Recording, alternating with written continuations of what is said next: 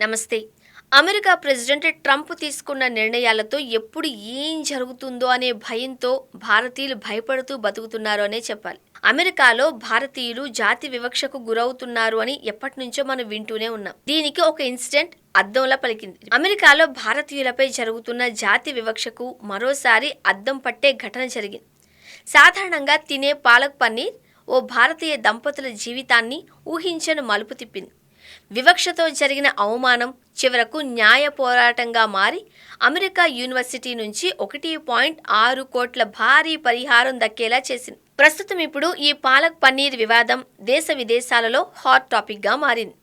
అసలేం జరిగింది చూద్దాం.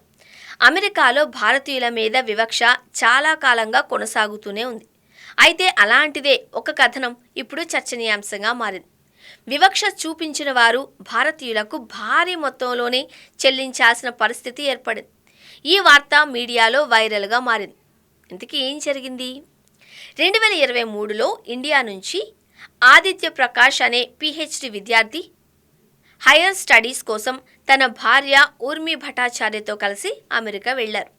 సెప్టెంబర్ 5, 2023లో ఒక డిపార్ట్మెంటల్ స్టోర్లో పాలక్ పన్నీర్ వేడి చేసుకుంటున్నారు. ఇంతలోనే స్టోర్ ఉద్యోగి ఒకరు అభ్యంతరం చెప్పారు. పాలక్ పన్నీర్ వాసన తీవ్రంగా ఉందంటూ అక్కడి నుండి బయటకు వెళ్ళిపోవాలి అంటూ మాట్లాడారు. అది పాలక్ పన్నీర్ తినే ఆహారమని, వేడి చేసుకున్నాక వెళ్ళిపోతాను అని చెప్పినా కూడా వినకుండా ఆ ఉద్యోగి ఆదిత్య ప్రకాష్ పట్ల అనుచితంగా ప్రవర్తించింది. ఈ ఘటన తర్వాత ఆదిత్య భార్య ఊర్మి పట్ల యూనివర్సిటీ ఆఫ్ కొలరాడో సిబ్బంది కూడా జాతి వివక్షతో వేధించారు. ఎలాంటి సమాచారం లేకుండానే ఆమె స్టైఫండ్ను తొలగించారు. దీంతో ఈ 2 ఘటనలపై ఆదిత్య ప్రకాష్ దంపతులు సిబ్బంది పైన, యూనివర్సిటీ పైన పరువు నష్టం దావా వేశారు. 2 ఏళ్ల పోరాటం తర్వాత వివాదాన్ని పరిష్కరించుకునేందుకు యూనివర్సిటీ ఒప్పుకుంది.